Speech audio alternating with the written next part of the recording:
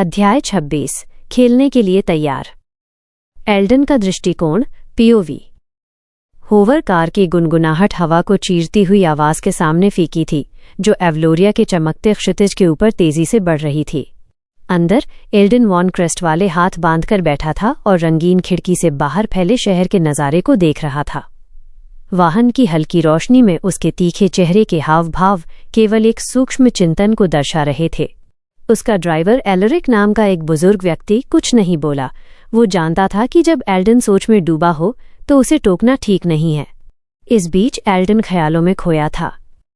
चांदी जैसे बाल, नीली आंखें, वो मुस्कान, वो कष्टप्रद आत्मविश्वास से भरी मुस्कान। टच। एल्डन ने मन ही मन उपहास किया।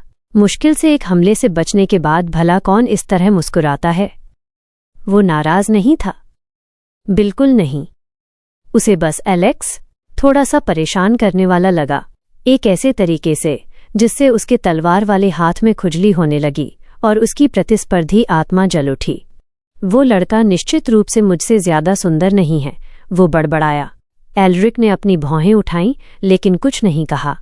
फिर भी इस बात से इनकार नहीं किया जा सकता था, एलेक्स ड्रैगनहार्ट ने खुद को एक योग्य प्रतियोगी साबित किया था।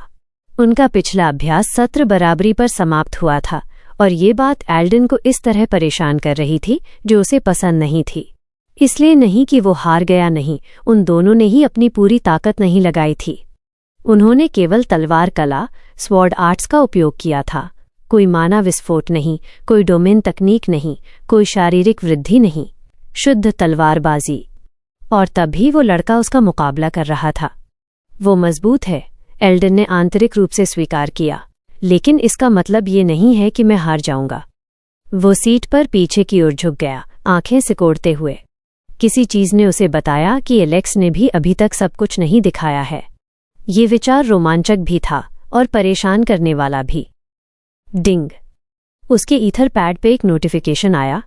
उसने सुस्ती से उसे टैप किया, किसी समाचार बुलेटिन की उम्मीद में, लेकिन उसे एक होलो कॉल मिली। बड़ी बहन, वह मुस्कुराया। आखिरकार तुम्हें याद आ गया कि तुम्हारा एक भाई भी है, एलिसिया। या छात्र परिषद अध्यक्ष ने आखिरकार दुनिया चलाने से थोड़ा ब्रेक ले लिया। एलिसिया वॉन क्रेस्ट वाले का एक होलोग्राफिक प्रोजेक्शन उसके सामने वाली सीट पर चमक उठा। उसके लंबे सफ़ेद बाल एक ऊंची पॉनीटेल में बंधे थे और उसकी तीखी बैंगनी आंखें मनोरंजन से चमक रही थीं। तुम शरारती बच्चे, उसने बनावटी नाराजगी से जवाब दिया। मैं जेनेट अकादमी को फटने से बचाने में व्यस्त रही हूं। क्या तुम जानते हो कि हर कुलीन घराने के विवाह प्रस्तावों को ठुकराते हुए शेड्स और छात्र परिषद का प्रबंधन करना कितना कठिन है? दुखद, एल्डन ने सपाट स्वर में कहा। वास्तव में मेरा दिल रो रहा है। और फिर भी तुम यहाँ हो, परिवार के सीधे निर्देशों की अनदेखी कर रहे हो और तलवारबाज का खेल खेल रहे हो। उसने अपनी आंखें घुमाईं। मैंने खेल नहीं खेला, मैंने किसी को परखा है। ओह, जरा बताओ तो। एल्डन थोड़ा आगे की ओर झुका, उसका स्वर गंभीर था। मैं एक दिलचस्प व्यक्ति से मिला, चांदी जैसे बाल, नीली आंखें। माना जाता है कि वह एक आम पृष्ठभूमि से है। उसका नाम एलेक्स ड्रैगनहार्ट है। एलिसिया ने अपनी भौहें चढ़ाईं। ड्रैगनहार्ट? बनावटी लगता है। शायद, एल्डन ने कंधे उचकाए। लेकिन वो मजबूत है। हमारा एक मुकाबला हुआ, वो बराबरी पर खत्म हुआ। एक बराबरी? तुम्हारे साथ? एलिसिया ने पलकें झपकाईं। वो वास्तव में हैरान लग रही थी। हमारे परिवार की तलवार कला का उपयोग करते हुए? सिर्फ तलवार कला, उसने स्पष्ट किया। हमने माना तकनीकों का उपयोग नहीं किया, शुद्ध कौशल।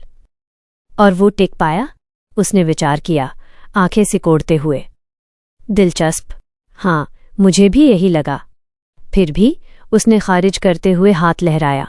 यदि तुम अपनी पूरी ताकत से नहीं लड़े तो यह गिना नहीं जाएगा। उस लड़के की इतनी चापलूसी मत करो। एल्डन मुस्कुराया। मैं नहीं कर रहा हूं, मैं बस इतना कह रहा हूं कि वो बुरा नहीं है। और एल्डन के अलावा किसी और के लिए ये तुम्हारी कही गई अब तक की सबसे अच्छी बात है। चुप करो। वो हंसी, फिर थोड़ा गंभीर हुई। पिताजी खुश नहीं हैं, तुम्हें पता है। तुम्हारा स्वतंत्र रूप से कार्य करना, बिना अनुमति के द्वंद्व करना, ये जोखिम भरा है। वो इसे संभाल लेंगे? वह नहीं संभालेंगे। इसीलिए तुम अगले 1 हफ्ते तक व्यक्तिगत रूप से उनके साथ प्रशिक्षण लोगे। एल्डन कराह उठा और अपनी सीट में धंस गया। सच में? इसलिए यदि तुम अपने तलवारबाज साथी के साथ चीजें सुलझाना चाहते हो तो इसे जेनिथ प्रवेश परीक्षा में करना। एल्डन मुस्कुराया। योजना तो वैसे भी यही थी। एलिसिया ने उसे एक चालाकी भरी मुस्कान दी। मुझे निराश मत करना छोटे भाई।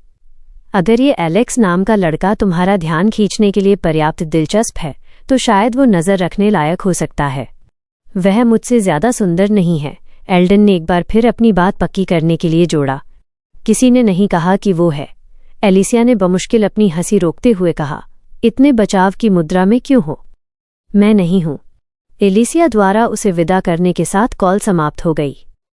एल्डन ने आह भरी, फिर से खिड़की से बाहर देखने लगा क्योंकि क्रेस्ट वाले एस्टेट दिखाई देने लगा था। ठीक है फिर एलेक्स, वो बड़बड़ाया। देखते हैं कि वास्तव में कौन जीतता है जब हम दोनों अपनी पूरी ताकत लगाएंगे। एलेक्स का दृष्टिकोण POV। 7 दिन बचे हैं। एलेक्स ने अपने ईथर पैड पर उल्टी गिनती को देखा। उसके अंधेरे कमरे में गहरे लाल नंबर धीरे धीरे चमक रहे थे। जेनिथ अकेडमी प्रवेश परीक्षा में 7 दिन। वो बड़बड़ाया और डिवाइस को अपने बिस्तर पर फेंक दिया। उसने अपने हाथ फैलाए, अपने शरीर में सूक्ष्म लेकिन ध्यान देने योग्य अंतर महसूस किया। उसकी आंतरिक ऊर्जा अब अधिक सटीकता के साथ बह रही थी। उसका माना हर नाड़ी मेरिडियन के माध्यम से सुचारू रूप से संचार कर रहा था। एडवांस रैंक, लो टियर। उसने अपने चेहरे पर एक हल्की मुस्कान के साथ फुसफुसाया। फिर भी मायने रखता है।